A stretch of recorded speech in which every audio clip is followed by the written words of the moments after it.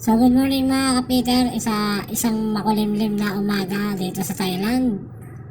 So mapapansin nyo, andun si Boso no, sa number 3 na crane, ginagarasahan niya yung kable ng crane kasi tapos na yung gamitin. Tapos dito naman si AB Rodel, so siya na sa kanya, gagarasahan niya din yan. Yes, ganyan kahaba. Yan, ganyan ho, kahaba at kahirap yung trabaho ng mga seaman dito sa barko.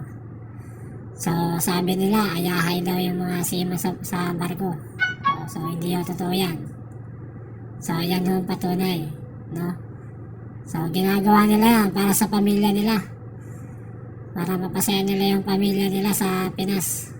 So shoutout sa inyong dalawa dyan, boss AB. So ingat palagi. So yun lang, God bless.